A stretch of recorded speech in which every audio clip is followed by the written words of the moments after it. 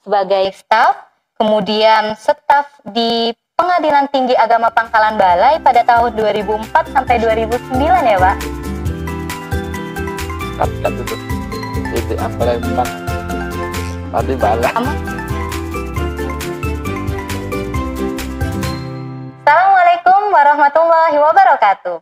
Hai Sobat Peradilan, dimanapun Anda berada, selamat datang di Opa Balai, obrolan podcast asyik Pengadilan Agama Pangkalan Balai. Ini adalah video podcast perdana dari kami. Podcast ini insya Allah akan tayang secara rutin di channel YouTube kami, channel PA Pangkalan Balai. Oleh karena itu, jangan lupa subscribe, like, dan komen ya di channel YouTube kami, channel PA Pangkalan Balai. Baiklah Sobat Peradilan, pada kesempatan kali ini, izinkan saya, Robiatul Adawiyah, untuk memandu acara podcast perdana ini dengan tema Mengenal Lebih Jauh Pengadilan Agama Pangkalan Balai. Untuk tema hari ini, saya akan mengajak seorang narasumber untuk mengobrol secara asik seputar tema tersebut. Baiklah, sebelum kita mulai obrolan asik pada kali ini, karena kita sudah menerapkan protokol kesehatan dengan mencuci tangan, kemudian sudah memakai masker dan berjaga jarak, untuk mempermudah obrolan kita hari ini, mungkin kita bisa lepas sementara dulu Pak maskernya Pak. Boleh? Boleh. Baik Pak. Terima kasih Bapak. Selamat siang dan selamat datang Bapak di Opa Balai, obrolan podcast asik Pengadilan Agama Pangkalan Balai Bapak. Iya. Apa kabarnya Bapak? Alhamdulillah baik. Alhamdulillah baik. Oh ya, Sobat Peradilan, baiklah ini dia narasumber kita, Bapak Rifki Arditika, SHI, MHI, selaku Ketua Pengadilan Agama Pangkalan Balai. Nah, beliau ini memulai karirnya di Pengadilan Agama Jambi ya Pak, betul Bapak? Iya. Iya. Beliau lahir di Pangkal Pinang tanggal 23 Juni 1979 ya Pak. Nah, memulai karirnya di Pengadilan Agama Jambi pada tahun 2002 dan lanjut menjadi staf di Pengadilan Tinggi Agama Palembang tahun 2004 sampai 2009 ya Pak? 9. Kemudian selanjutnya beliau menjadi hakim tingkat pertama di Pengadilan Agama Muara Bulian Jambi tahun 2009. Ini pertama kalinya beliau menjadi seorang hakim di Jambi. Kemudian selanjutnya beliau mutasi ke Pengadilan Agama Kayu Agung tahun 2011 ya Pak? Ya. Kemudian 4 tahun berselang beliau kembali mutasi di Pengadilan Agama Rangkas Bitung, Banten ya Pak, tahun 2015. Dan yang terakhir menjadi hakim tingkat pertama di Pengadilan Agama Depok pada tahun 2016. Dan setelah dari Pengadilan Agama Depok, beliau mendapatkan promosi jabatan sebagai Wakil Ketua Pengadilan Agama Pangkalan Balai, dimulai pada 25 Mei 2019. Nah, 1 tahun berselang, kemudian beliau mendapatkan promosi jabatan kembali menjadi Ketua Pengadilan Agama Pangkalan Balai hingga sekarang ya Pak. Dimulai dari 18 Agustus 2020 ya Pak? Iya. Iya. Nah Bapak, untuk hari ini kita akan membahas mengenai PA Pangkalan Balai Bapak. Apa sudah bisa dimulai sekarang Bapak? Boleh. Boleh. Nah, kita mulai dari awal mula berdirinya Pengadilan Agama Pangkalan Balai ya Pak. Itu seperti apa Bapak? Bagaimana? Jadi pada mulanya Pengadilan Agama Pangkalan Balai ini masih bersatu dengan Pengadilan Agama Sekayu. Kemudian keluarlah Kepres nomor 15 tahun 2016 tentang pembentukan 85 pengadilan se-Indonesia. Salah satunya adalah Pengadilan Agama Pangkalan Balai. Kemudian pada tanggal 22 Oktober 2018 diresmikanlah operasional Pengadilan Agama Pangkalan Balai beserta Pengadilan Agama yang baru di Melangwe, Talaut, Sulawesi Utara. Berarti Bapak secara operasional Pengadilan Agama Pangkalan Balai ini mulai beroperasi tahun 2018 ya Bapak? Ya. Dan berarti Pak sebelum ada PA Pangkalan Balai ini orang-orang berperkara di mana Bapak? Sebelum ada Pengadilan Agama Pangkalan Balai, orang-orang mencari keadilan di PA Sekayu. PA Sekayu. Kemudian terjadi pemisahan wilayah ya? Terjadi pemisahan wilayah dan berdirilah Pengadilan Agama Pangkalan Balai ini. Nah, Pak, untuk Pengadilan Agama Pangkalan Balai sendiri ini bertugasnya atau kewenangan dari PA Pengadilan Agama ini apa, Pak? Jadi Pengadilan Agama Pangkalan Balai ini berwenang di bidang hukum keluarga seperti perkawinan, waris, wasiat, hibah, wakaf, zakat, infak, dan ekonomi syariah. Jadi jika ada orang yang beragama Islam, dia ingin mengajukan perkara tentang pewarisan dan lain sebagainya yang sudah Bapak sebutkan, dan dia berdomisili di daerah Banyuasin ya Pak, Pangkalan Balai, dia ke PA Pangkalan Balai ini ya Pak? Ya benar. Ya Pak, selama Bapak bertugas dari Wakil Ketua, kemudian jadi Ketua dari tahun 2019 ya Pak? Ya. Kasus-kasus menarik apa Pak yang pernah Bapak temui di sini Pak? Di sini banyak kasus yang menarik sebenarnya. Dulu ada harta bersama, setelah putus banding, kemudian setelah banding kasasi. Artinya sudah pernah kasasi. Dan kemudian ada juga perkara waris sampai diliput oleh media nasional. Oh, itu apa yang membuatnya menarik Pak, perkara tersebut hingga sampai diliput oleh TV nasional itu Pak? Ya mungkin karena itu waris, orang melihatnya itu kayak anak menggugat orang tua. Oh, begitu. Jadi di situ yang ditonjolkan dan dibuat heboh gitu. Iya, karena ini Pak ya, anak kandung ya Pak ya? Iya. Menggugat orang tua kandung ya Pak? Dan hal itu seperti jarang terjadi ya Pak? Terjadi. Tapi ya itulah namanya hukum keluarga ya. Namanya keluarga kan ada orang tua dan anak. Ya, dan kita berpegang di situ. Jadi kita ini sebenarnya lebih bagus dibilang pengadilan keluarga. Peradilan keluarga. Keluarga dibanding ini. Hanya saja perceraian yang mendominasi perkara di pengadilan agama. Sehingga orang menganggap kita ini tempat bercerai. Padahal enggak. Berarti pengadilan agama itu tidak hanya berwenang untuk menangani perkara perceraian saja ya Pak? Ya enggak. Enggak, ada kewarisan di sana ya Pak? Ya. Ada hibah dan sebagainya ya Pak? Dan kita juga sempat menerima perkara gugatan sederhana gitu. Gugatan sederhana. Seperti apa Pak gugatan sederhana? Apa bedanya dengan gugatan sederhana itu adalah gugatan yang nilainya di bawah 500 juta. Nilai materialnya ya Pak? Nilai material. Jadi diperiksa secara khusus. Jadi kalau misalnya ditolak, maka jadi perkara biasa. Oh iya. Itu termasuk perkara ekonomi syariah. Ekonomi syariah. Betul. Berarti tidak hanya menangani perkara yang orang-orang tahu cerai saja ya Pak? Iya. Ternyata pengadilan agama itu lebih luas lagi ya Pak? Sebagai peradilan keluarga tadi ya Pak? Ya? Iya. Nah Bapak, saya tertarik melihat bangunan dari Pengadilan Agama Pangkalan Balai ya Pak, karena sejajar dengan ruko-ruko, kan ruko ya Pak ini? Iya. Kenapa Pak? Kok bisa berada di ruko Pak? Jadi setelah berdirinya keluarnya Kepres tadi, maka PA Sekayu sebagai PA Induk mencari tempat untuk PA Pangkalan Balai.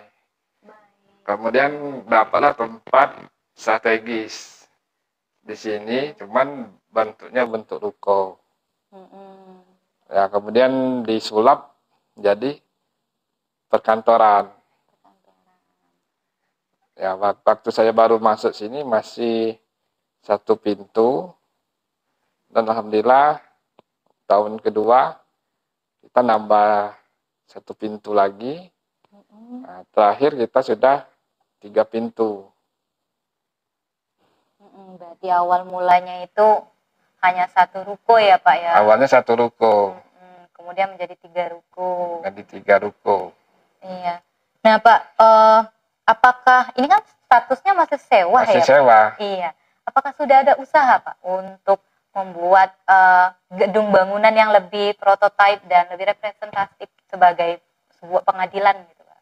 Ya, kita alhamdulillah sudah dapat tanah dan sekarang kita berusaha mengejar untuk mendapatkan anggaran pembangunan gedung. Tempatnya alhamdulillah strategis di dekat pengadilan negeri dan kejaksaan, dekat dengan kantor bupati dan kantor DPR.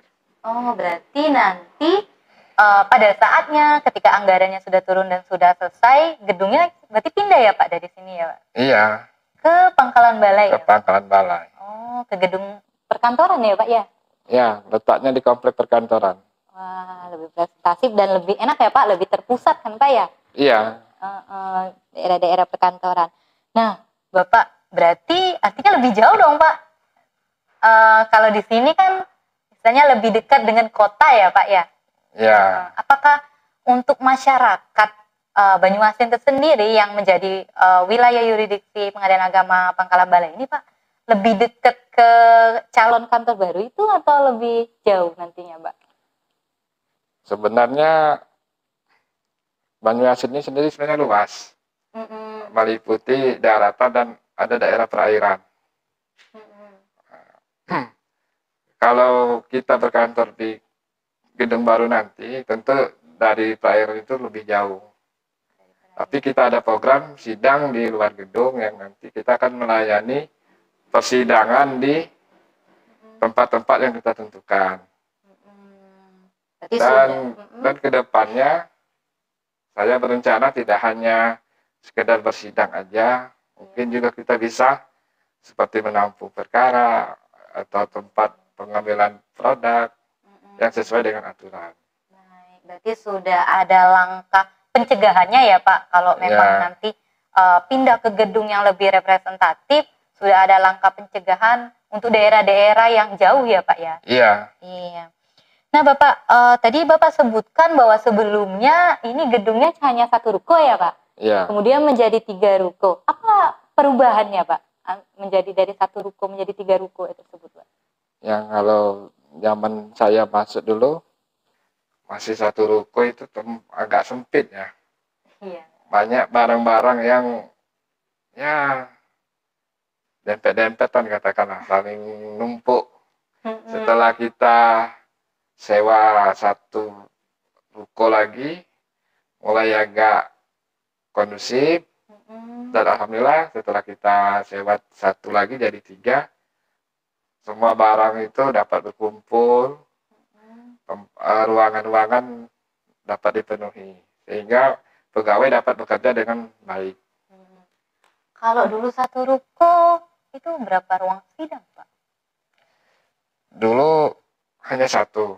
Hanya 1.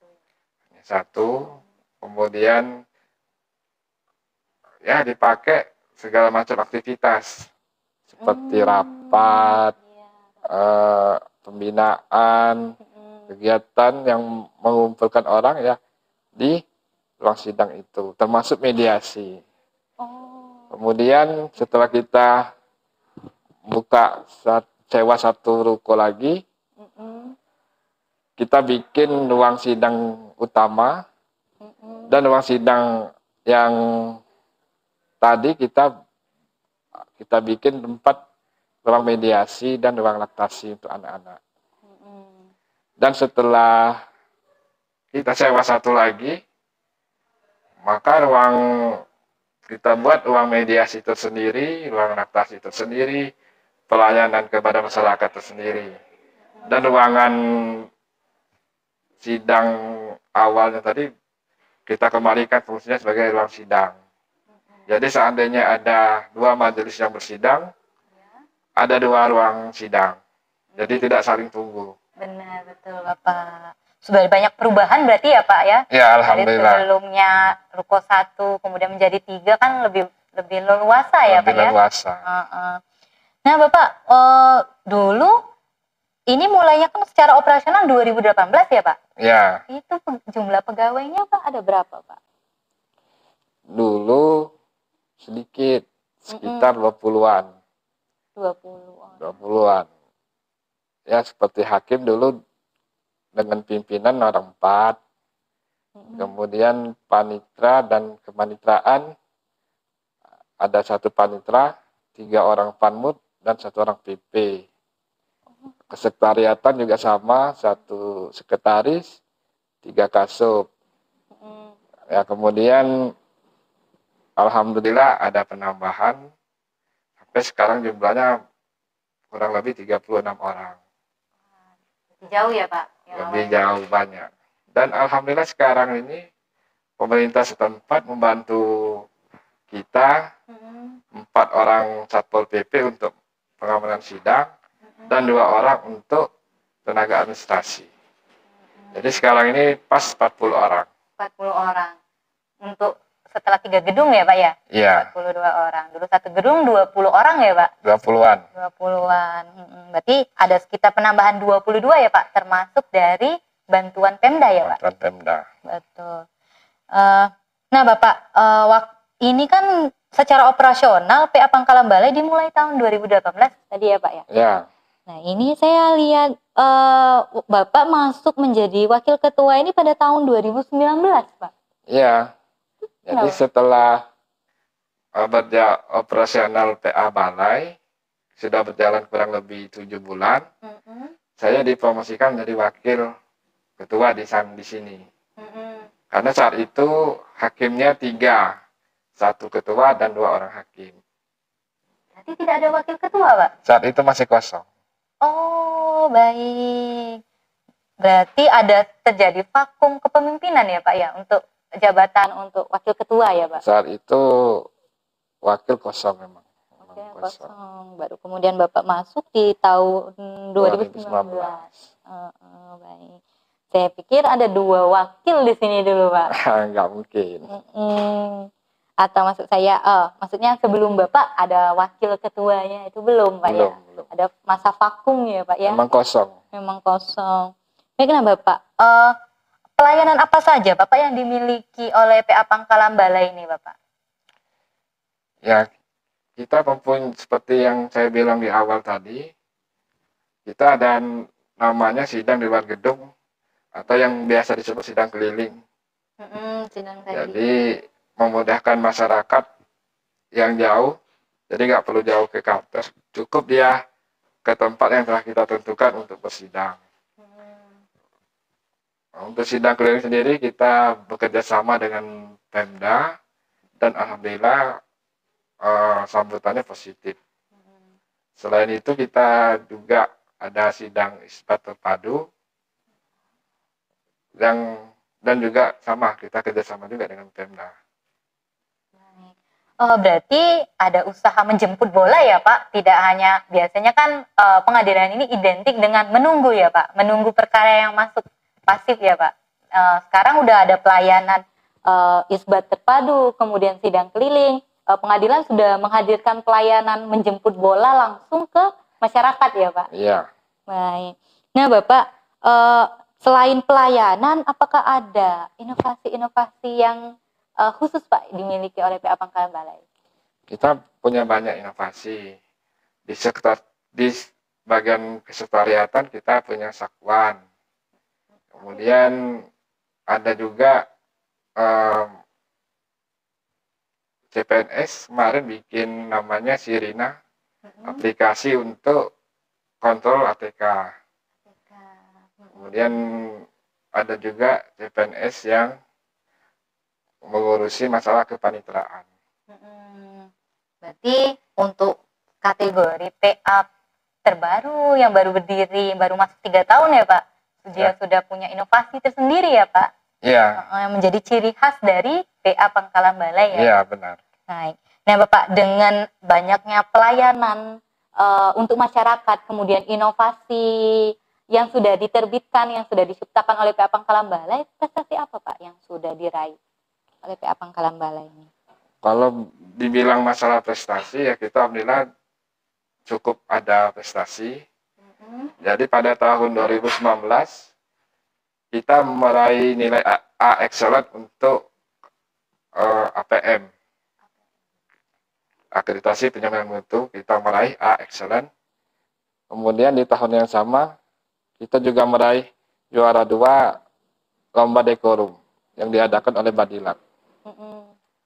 Kemudian di tahun 2020 kita berhasil mempertahankan nilai A excellent kita, dan kita juga meraih juara 2 lomba vlog yang diadakan oleh IKHI. Kemudian selain itu, dalam peringkat SIPP, kita ya alhamdulillah termasuk 20 besar. Berarti untuk kategori PA baru ya Pak, yang baru berdiri 3 tahun, itu sudah banyak prestasi yang sudah diraih ya Pak, oleh PA Pangkalan Balai ini ya Pak? Iya. Iya. Wah nggak salah Pak, kalau saya pernah mendengar rumor, kalau PA Pangkalan Balai ini menjadi salah satu pengadilan agama yang terfavorit Pak, khususnya di Sumatera Selatan. Apa benar Pak seperti itu? Ya benar, karena salah satu faktornya itu PA Pangkalan Balai sendiri penyangga ibu kota Palembang. Jadi wilayahnya berbatasan dengan Palembang. Jadi banyak yang mau masuk ke PA Pangkalan Balai. Selain karena posisinya yang dekat dengan kota ya Pak, kemudian berprestasi juga ya Pak. Ya. Jadi nggak salah ya Pak kalau banyak yang mengincar ya Pak ya. Iya. PA sini. Wah saya berarti beruntung sekali Pak bisa masuk menjadi bagian dari keluarga ini Bapak. Iya, masih beruntung. Iya Bapak, terima kasih. Oh iya Bapak, saya yakin ya Pak, di balik prestasi yang sudah diraih oleh PA Pangkalan Balai ini ada kekeluargaan yang terjalin. Karena untuk meraih kesuksesan, untuk meraih sebuah prestasi-prestasi tersebut kan tidak mungkin tidak ada keeratan atau kekompakan dari antar pegawai. Nah Bapak, apa strategi Bapak sebagai Ketua Pengadilan Agama Pangkalan Balai untuk mempererat jalinan kekeluargaan tersebut Bapak? Jadi saya bikin ini semacam kegiatan yang melibatkan seluruh personil PA Pangkalan Balai. Kemudian ya dan Mayuktinya juga kita ajak, kalau ada kegiatan kita ajak sama-sama. Kalau mereka berkumpul, kita adakan acara berkumpul. Jadi selain ini keluarga juga menambah silaturahmi. Apa sudah pernah diterapkan, Pak? Pernah. Kita pernah mengadakan family gathering.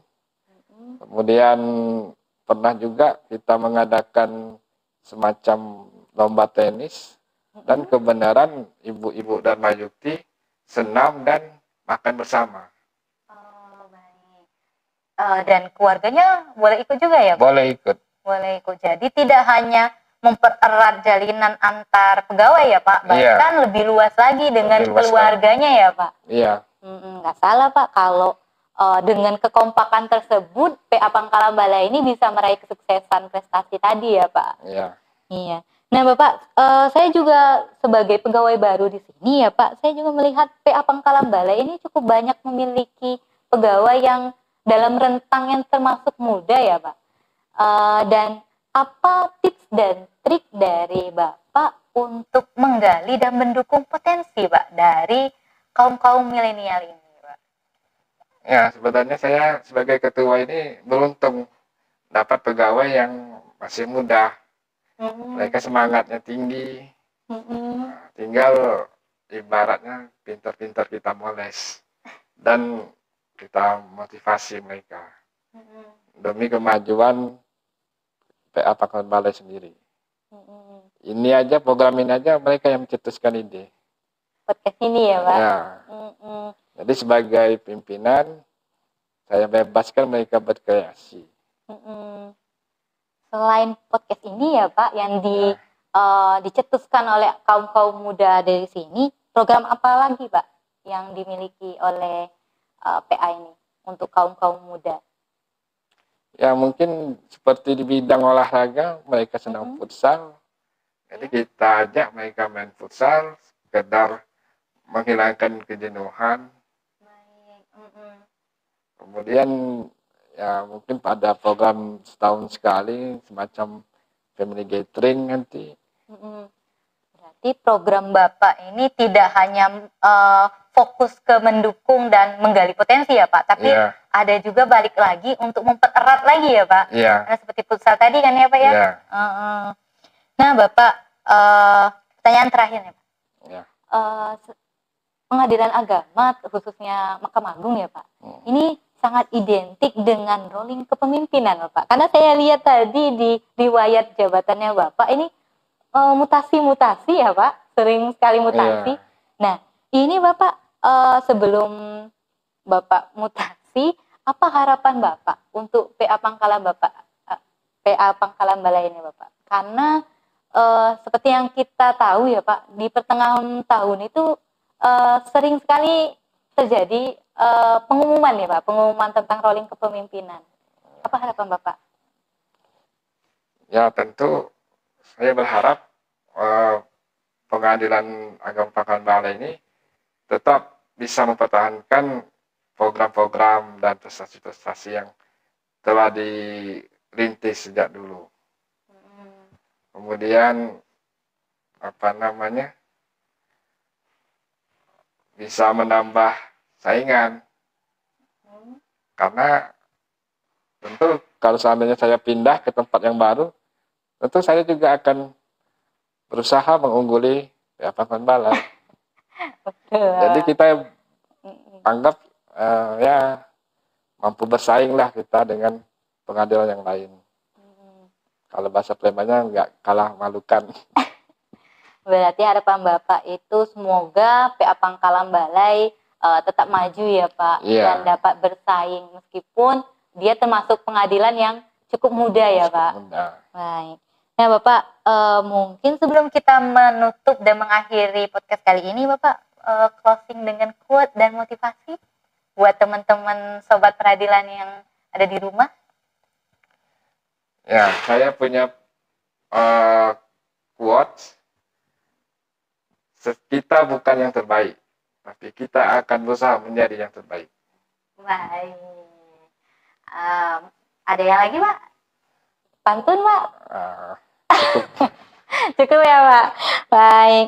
Nah teman-teman sobat peradilan dimanapun Anda berada, dengan adanya penyampaian quotes dari narasumber tadi, maka berakhirlah episode pertama kita hari ini mengenal lebih jauh Pengadilan Agama Pangkalan Balai. Terima kasih Bapak saya ucapkan sudah mau menyempatkan hadir di tengah kesibukan Bapak sebagai Ketua Pengadilan ya Bapak. Dan semoga Bapak sehat selalu beserta keluarga juga. Dan semoga Bapak mendapatkan promosi jabatan ke yang lebih baik ya Bapak. Amin. Amin. Baiklah, sobat peradilan dimanapun Anda berada, berakhirlah video podcast perdana dari kami, dan saya sebagai host mohon undur diri, dan jangan lupa untuk terus menonton channel YouTube kami, khususnya podcast Opa Balai ini, karena video-video selanjutnya akan datang dengan tema-tema yang sangat menarik. Pada kesempatan kali ini saya mungkin agak spoiler sedikit ya untuk video kedua dari Opa Balai ini. Jadi di episode kedua kita akan membahas tentang bagaimana tips dan trik untuk menjadi seorang hakim. Tips dan trik ini akan disampaikan oleh hakim-hakim muda yang sudah berpengalaman mengikuti tes CPNS sebagai hakim. Kalian yang ingin menjadi seorang hakim khususnya di Pengadilan Agama, jangan sampai melewatkan episode kedua tersebut ya. Nah, untuk itu agar kalian tidak ketinggalan video tersebut, jangan lupa mengaktifkan tanda lonceng yang ada di channel YouTube kami, channel PA Pangkalan Balai. Baiklah, saya akhiri. Wabillahi taufiq wal hidayah. Wassalamualaikum warahmatullahi wabarakatuh. Sampai jumpa.